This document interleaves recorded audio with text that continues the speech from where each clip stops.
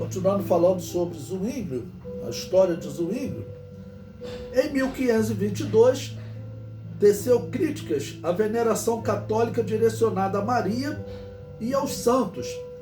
E aí é sempre importante também nós falarmos o nosso posicionamento ainda hoje. Os católicos dizem que nós desrespeitamos Maria. Nós não desrespeitamos Maria. Maria é uma mulher de Deus. A questão é que as tradições que a Igreja Católica adotou, dizendo que Maria, por exemplo, nasceu sem pecado, que ela é mãe de Deus, que ela não morreu, ascendeu aos céus e que ela continuou virgem, e no caso que ela era mediadora entre Deus e os homens. Essas são as doutrinas católicas. Essas doutrinas não estão na Bíblia. Então nós reconhecemos que Maria, claro, era uma mulher de Deus, mas ela não tem capacidade de interceder, né, por nós, pelos nossos pecados diante de Deus. Não. Maria, ela é uma mulher comum, ela morreu, não ressuscitou, não ascendeu aos céus, como os católicos querem dizer. Ela, na verdade, aguarda a ressurreição. Então, essa é uma das questões que vai envolver a maioria dos reformadores. O bispo de Constança o proibiu de pregar, acusando-o de heresia, porque nesse momento ele ainda faz parte da Igreja Católica. O bispo de Constança, temendo um racha pela pregação de Zwinglio, enviou mensagem aos cidadãos de Zurique, onde dizia: a unidade da igreja, sem a qual não pode haver evangelho. Cristo é um e a igreja é uma. Essa é uma grande mentira da Igreja Católica. Jamais existiu só uma igreja na Terra. Não? Quando a Igreja Católica foi organizada pelo imperador romano Constantino, nós observamos que vieram, vamos dizer, pastores, bispos de diversos lugares, e aquela organização, com o apoio do Império, né, foi colocando diversas heresias naquela igreja, tentando botar em todas as outras igrejas. Mas as igrejas rejeitavam essa prática, principalmente a doutrina do batismo. No ano 410, rejeitam a doutrina da predestinação de Agostinho, e nisso a igreja já estava, vamos dizer, fora da Igreja Católica, e a Igreja Católica perseguindo. Agostinho mesmo é um que vai perseguir muitos cristãos que eles chamavam de anabatistas, por eles não aceitarem o batismo infantil da Igreja Católica. Prosseguindo, o bispo de Constança acusava Zwinglio de duas coisas: não ouvir os bispos e abandonar a Igreja Santa Mãe. A Igreja Católica Apostólica Romana também, ela não é mãe, né, do cristianismo, assim como não é mãe de Deus. Ela surgiu no ano 313, a história comprova isso com aquela invenção de conversão de Constantino. Então a Igreja Católica, ela não é a mãe do cristianismo, né? Na verdade, ela é a perseguidora do cristianismo. Zwinglio escreveu sua Apologéticos Arquetetes, minha primeira e última defesa, onde rebatia a mensagem do bispo de Constança.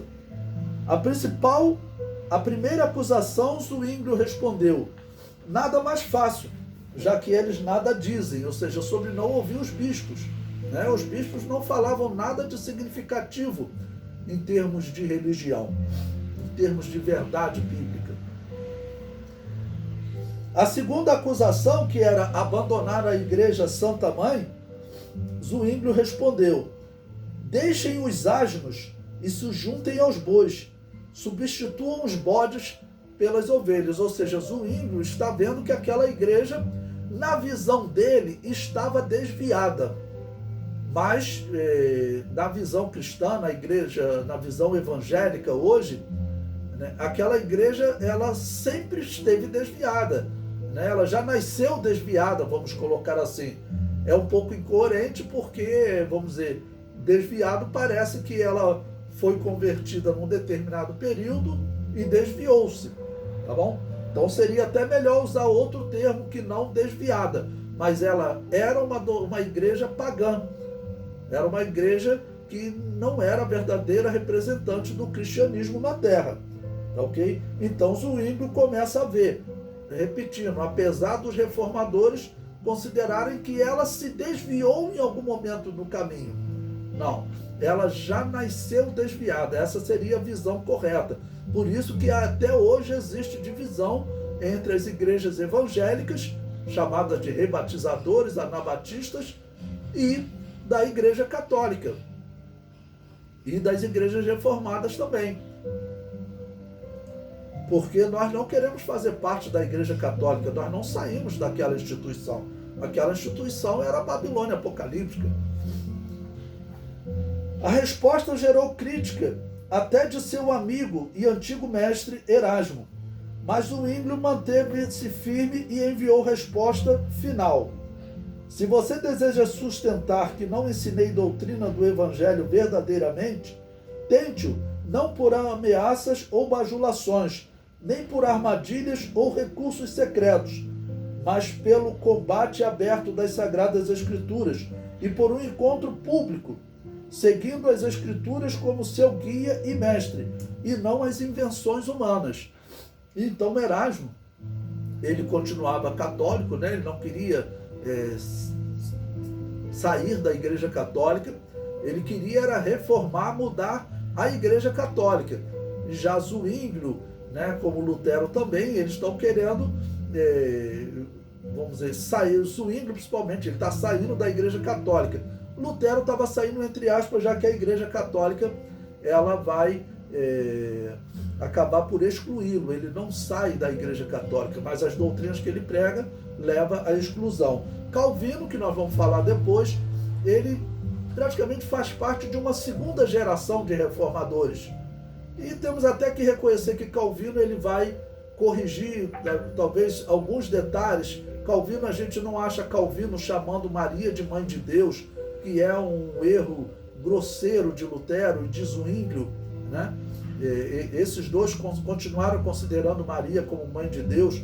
É um erro grosseiro, porque esse ensino está dizendo que Deus tem uma origem, que ele surgiu, que ele nasceu, e essa doutrina vem da Babilônia. Neste mesmo ano, depois de muitas críticas ao celibato católico, desposou Ana Reinhardt de forma secreta, assumindo o matrimônio em 1524. Ainda em 1522, renunciou ao cargo de sacerdote romano. Este foi o segundo e definitivo passo do rompimento com a Igreja Católica, né? Outra coisa que Zwinglio vai errar, como nós vimos que Lutero também errou e Calvino vai errar, é acreditar que a Igreja deveria estar vinculada ao Estado. Era criar um Estado, né, que ele defendesse, pregasse a doutrina de uma determinada igreja, ou reformada ou católica, e até depois ou luterana, ou calvinista, ou zwingliana, ou católica, né? E nesse ponto estavam corretos os anabatistas, né, que foram mortos por todos esses, né? Tá bom? Estavam certos os anabatistas que diziam que a igreja deveria estar separada do Estado. Igreja e Estado devem estar separadas. Essa é uma preocupação nos dias de hoje, porque a igreja ela está, vamos assim dizer, crescendo a sua participação política, e nós estamos correndo o risco daqui a pouco as igrejas estarem ligadas ao Estado. O Brasil está correndo um pouquinho de risco disso, né? Então nós devemos ter a nossa posição política, mas sempre colocando que a igreja é separada do Estado.